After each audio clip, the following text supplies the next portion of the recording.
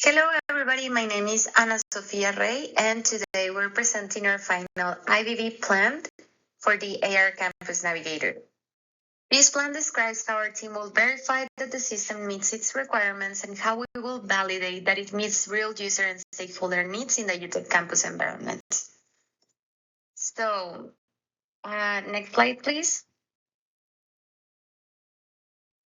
On this slide, I'm summarizing the purpose of the BBT plan, which is stated directly in our document. The purpose is to define the BBT activities, responsibilities, methods, and artifacts that we will use throughout the project lifecycle in order to confirm two things. The first one is verification, which means that the system meets its requirements as written. And the second one is validation, that the system meets user and stakeholder needs in the real campus context.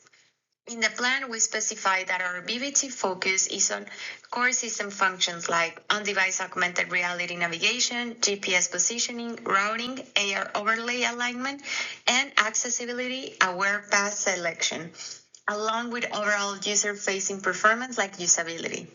So the key idea here is this document is not a product description. It's our evidence plan. It defines what we will produce, what we will check, and what artifacts count as proof that the system worked as intended and is suitable for real users. And just to connect this to why BBT matters for this system, navigation errors aren't just annoying. They can cause people to waste time, miss classes, or in accessibility cases, potentially encounter barriers like stairs or blocked entrances. That's why we treat the BBT as a structured process and not a last-minute test. Next slide, please. Okay. Now, moving into system overview. The plan describes our system as a mobile solution to add on-device AR navigation for the Utep campus. The motivation is that campus wayfinding can be confusing, especially for new students and visitors. And existing tools like standard map interfaces don't fully address the confusion in a walkable real-world context. So, what makes this system different is that this is a centered, augmented reality guidance, not just a 2D map. The plan explains the app improves the campus navigation experience by providing AR cues and direction, stronger support for accessibility-aware navigation, and informal overlays that can help users navigate around real conditions like building entrances and campus layout complexities. The key message is that the AR Campus Navigator is intended to be a practical navigation system tailored to real campus movement and real users, not just a generic AR demo. In the next slide, here are the stakeholders and actors listed in the system overview. Basically, the plan identifies students as a primary user group because students are the people who most frequently move between buildings and need reliable wayfinding. It also identifies visitors as a key audience, since visitors often have the highest wayfinding uncertainty. Then we have the secondary stakeholders that still matter a lot for the requirements and validations like faculties and staff who may rely on accurate building navigation, campus services tied to accessibility support, campus operation and facilities, and IT or administrative units if there are any integration with campus systems. This is important for validation because success isn't just the operands. Success is real users that can navigate effectively and safely in real campus conditions. Different stakeholders define success differently, so we use this stakeholder list to drive scenarios and acceptance criteria later in. Next slide, please. Okay, now let's look at scope, which is one of the most important parts of any IVV plan because it defines what we will actually test and what we will not claim to test. In our document, we list several in-scope areas, including campus navigation support that includes AR guidance, accessible navigation considerations, points of interest like buildings and key location, and features aligned with campus wayfinding needs. We also clearly list out of scope areas, meaning things we are not designing our BBT evidence around. These out-of-scope items prevent us from making claims that the plan does not support. When we present this, the point is that our IBB evidence would only support claims within this scope. Anything outside of it would require additional requirements, additional testing, and additional stakeholders. That is why we're focusing specifically on this section. That also ties directly to all the feedback we have been receiving from our professor and also from our peers. Last but not least, the opening section of point of contacts for the plan. Our faculty advisor is listed in the document, which is Dr. Amit Lopez. We also list internal team contacts, such as the project leader and other leadership roles that coordinate BBT work and documentation. The reasons we include points of contact in an IBB plan is accountability. BBT is not just testing, it's organized evidence building. Clear ownership makes it possible to track who maintains artifacts, who resolves issues, and who approves changes when requirement or test plans evolve. And with that, I completed the introduction section, the purpose, the system overview, the scope, the stakeholders, and contact. Now I'm going to leave space for the rest of my peers. Thank you very much. Thank you, Ana Sofia. My name is Artemisa Atkins. I'll be presenting slides 8 through 15, starting with our management team. Here we have Ana Sofia Rey Nevares. She was our team leader. She oversaw all activities, coordinated document reviews, and ensured alignment with system engineering lifecycle deliverables. She authorized progress between phases, and she signed off on all of our IBV documentation. Next, you have myself. I was the project manager for this team. I managed the project schedules, milestones, and resources. I ensured deliverables followed Utep systems engineering standards and IEE 1059 guidelines. Next, we have Guadalupe Nevares, who was our process manager. She maintained configuration control and document visioning. She monitored workflow consistency and enforced process compliance during reviews. And last, we have Catalina Sanchez, our quality manager.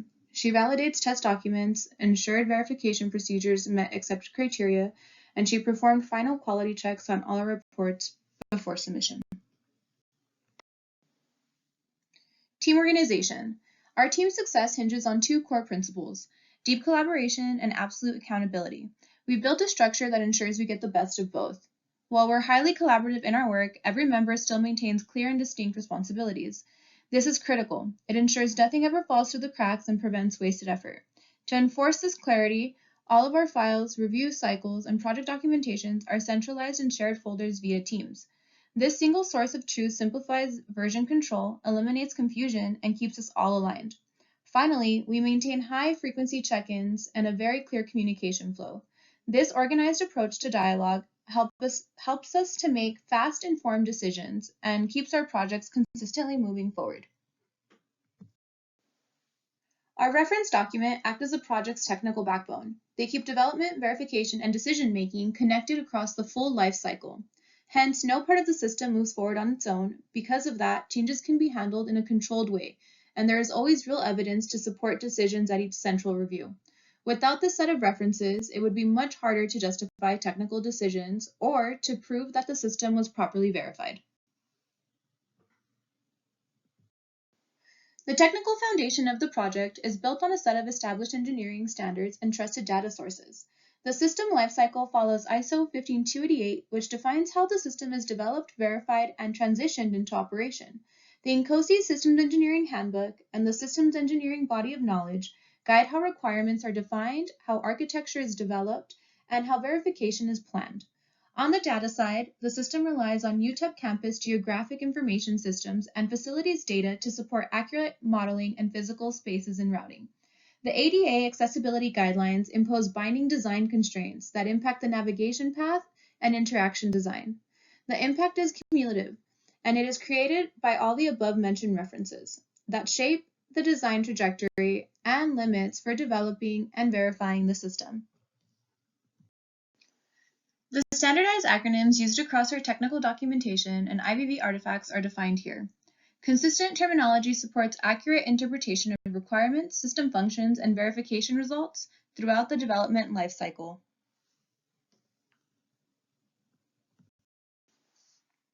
Next, we have our ConOps. The concept of operation describes how the AR navigation system functions from the user point of view during normal campus use. A student or visitor launches the mobile application and selects a destination on campus. The system determines the user's real-time positioning by integrating global navigation satellite system data, inertial measurement unit sensor data, and the Utep campus map database through a continuous network connection. Once localization is established, the navigation engine computes an optimal route and delivers augmented reality guidance directly through the mobile device, overlaying directional cues and points of interest onto real-world camera view. As the user progresses, the system constantly provides updates for position estimation through sensor fusion and network-based corrections to facilitate sustained navigation. The system constantly checks for sensor functionality and network connectivity to ensure continued smooth functioning. In the case of unexpected detours and other emerging routing needs, the system automatically recomputes the route and updates augmented reality display in real time to ensure that the user is able to receive accurate usable navigation assistance on the Utep campus. This slide shows our requirement verification matrix populated with high-level system requirements from the AR Utep navigation system. These requirements were elicited using stakeholder analysis, concept of operation development, and constraints derived from accessibility and real-time navigation needs, consistent with the INCOSE handbook guidance on requirements, definition, and validation. Each requirement is aligned to a specific verification stage and system level to ensure full lifecycle traceability. These requirements are essential because they define the expected performance, security, and operational stability of the system. This slide shows our requirement bidirectional traceability matrix, which allows us to track each system requirement directly to the subsystem or component that implements it. We can also trace each design element back to its originating requirement. Once again, following the INCOSE handbook, we can ensure we maintain continuous alignment between stakeholder needs, system architecture, and verification activities. It also strengthens our ability to manage design changes, assess downstream impacts, and demonstrates that every part of the system is technically justified and mission-driven. That concludes my part of the presentation. I'll go ahead and hand it off to our process manager, Guadalupe Nevares.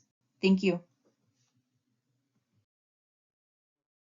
Hello everyone, my name is Guadalupe Nevares and I will be presenting the system cost benefit analysis for a project that is the AR Utep map system navigation. So for the system cost benefit analysis, we evaluate each identified risk in terms of its probability, severity, and the cost associated with preventing or correcting it. The table shows a breakdown of the three cost categories we use. So we have the verification and validation cost, which it will be reflecting testing and quality assurance work. We also have the appraisal cost, which includes debugging, rework, and additional corrective activities.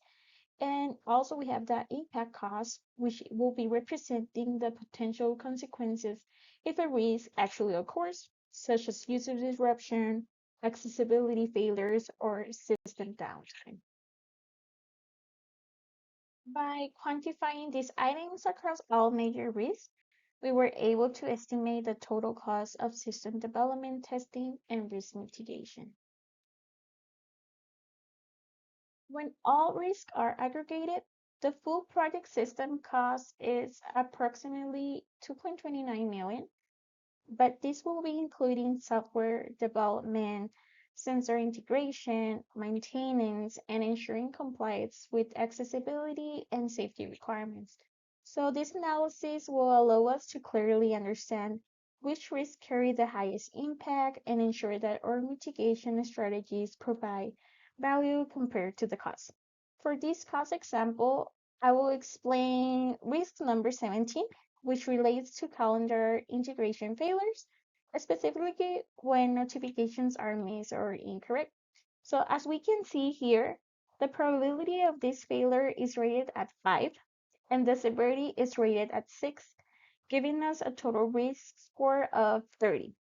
So to prevent this issue, we estimate a verification and validation cost of 8,000, which includes integration testing with the live calendar API to verify that reminders, events, and class schedule sync properly.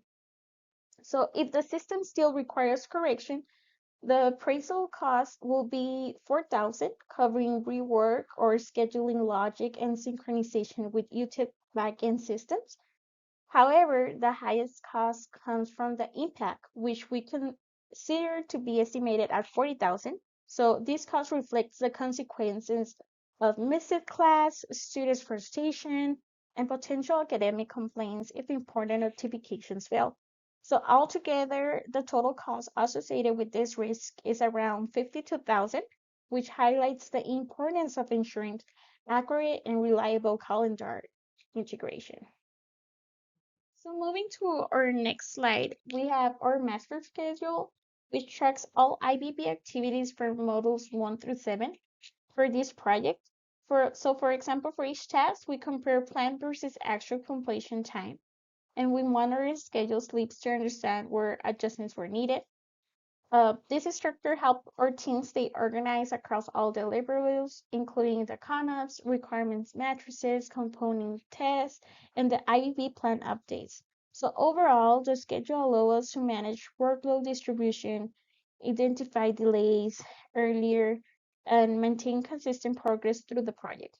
So by the end, we were able to finish key tasks ahead of the deadline, which strengthened the quality of our final work. So as we can see on the last slide, the master schedule also helps us to have a management plan. So as we can see in this slide, our management plan guide how we coordinate or work through the project. So each week we define priorities based on upcoming IBB deliverables and assign tasks with clear deadlines. We continually track progress to identify delays early and apply change management when updates or corrections were needed. The peer reviews help us to evaluate the quality of work, and document control ensure that all files remain consistent and properly versioned.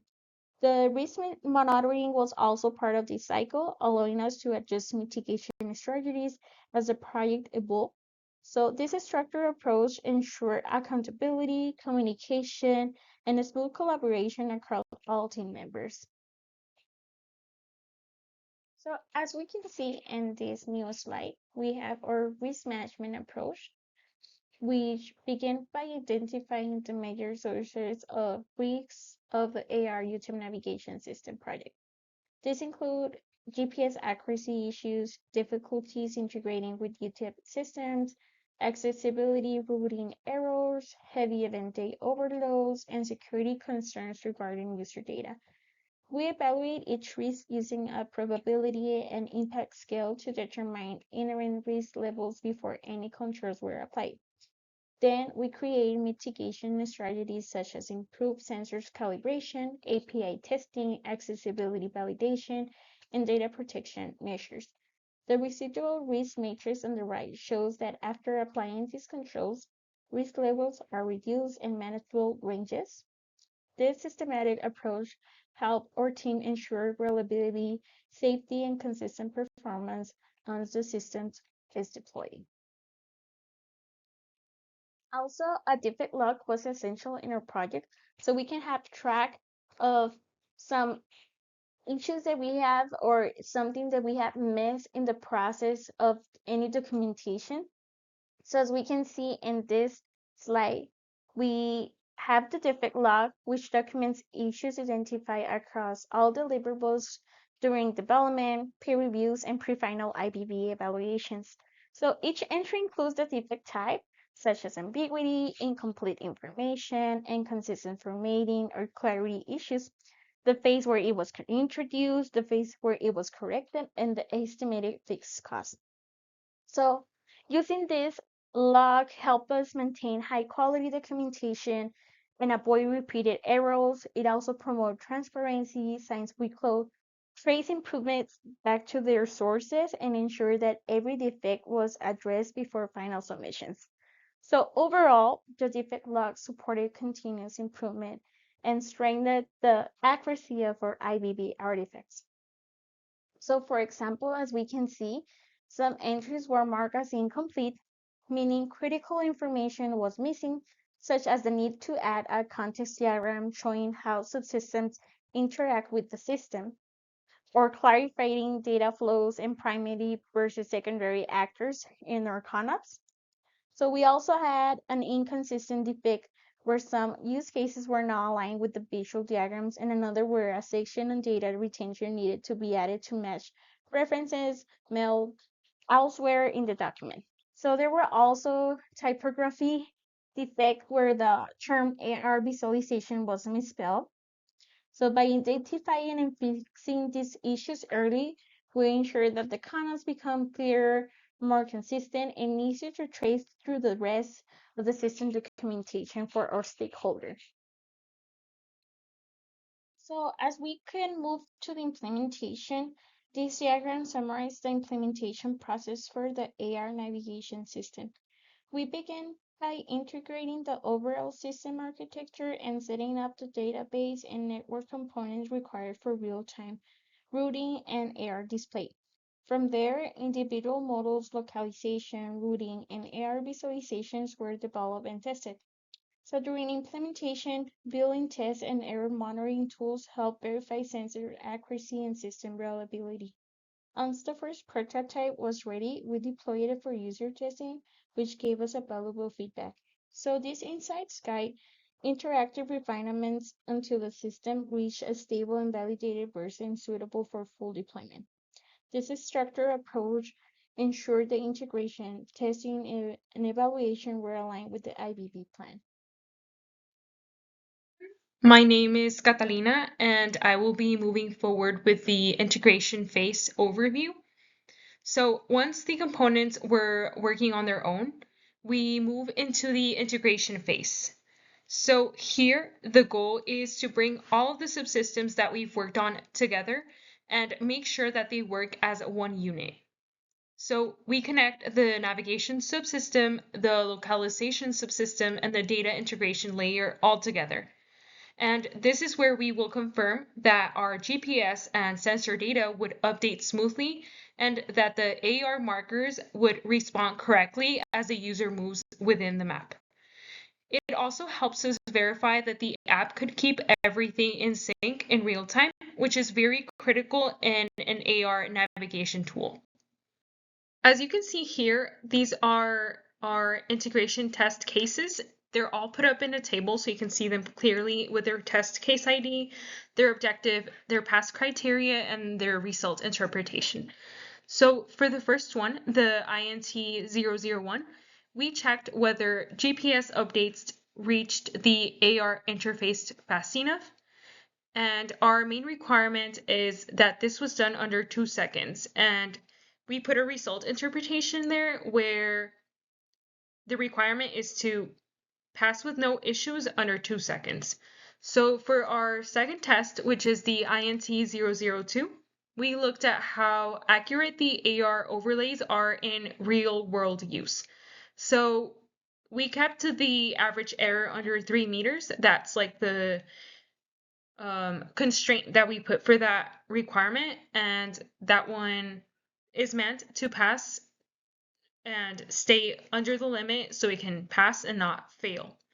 And then for the last test, the INT003, we focused on what happens if the GPS temporarily drops out or stops working, which can happen mainly in tall buildings. As you can see in our campus, we have a lot of tall buildings, and that could lead to that test case. And it is important that we can verify that it also works in tall locations.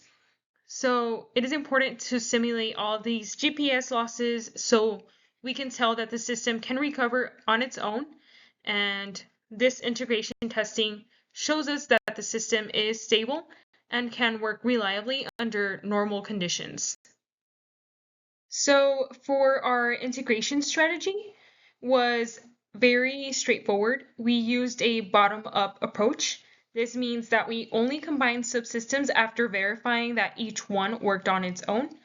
This makes troubleshooting much easier because if something goes bad or is broke, we knew exactly where to look.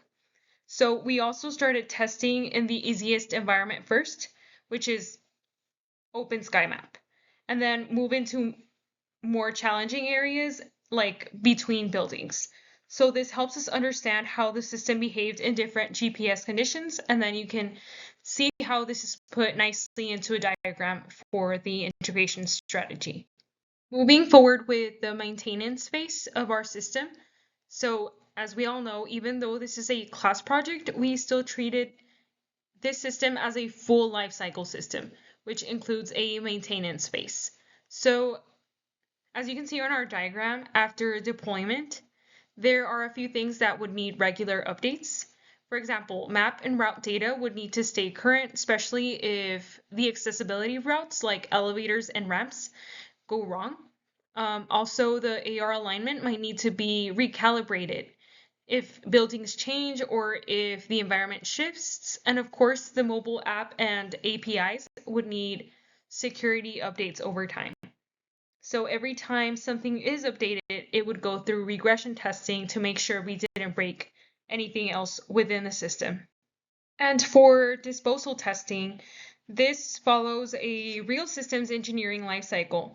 And it is very important to see how we will dispose of the system, or basically talk about the disposal phase. And it means just planning for the end of the system's life cycle. So in general sense, this includes creating a retirement plan, checking environmental or data related impacts that might have towards our system, and removing all hardware securely without the breach of personal data or something that could go wrong with the coding or the VR data related to the app. So it's mostly documentation and making sure no sensitive data stays behind. And this would be for our disposal testing. As you can see for the first one, we develop a disposal plan. For the second part of the phase, we assess environmental and safety impacts. And then thirdly, we verify compliance with regulations. And then for fourth and last, confirm secure removal of hardware and data. So how does disposal testing applies to our AR Utep map system? So for our specific project, disposal applies mainly to our test devices. Everything would need to be wiped out and reset before recycling. So any of the test data or prototypes that we may have done tied to old AR markers must be removed so that they don't interfere with the live Utep map system. And just like in the other phases, we would have to document the entire disposal process to have traceability of what has been done. In conclusion, and to wrap everything up, our AR campus navigation system successfully brought together the GPS, IMU sensors, and the AR visualization to help users navigate around Utep in a more intuitive way. Through our IV&V process, we made sure that all the requirements were met, that the components behave correctly, and the systems works reliably as intended, and we ensured that everything works as we want it to. This process helped us see how each artifact, like the RVM, the RBTM, and other test plans, connect together to support a full engineering lifecycle. Overall, the system performed well, and we met all the stakeholder needs that were identified early in the project. So we want to go ahead and thank you for listening to our final project presentation, and thank you very much. So our team, Samantha, Guadalupe, Ana Sofia, and myself, Catalina, are very happy to answer any further questions that you may have. And we want to thank you for helping us in our full IV&V process. Thank you.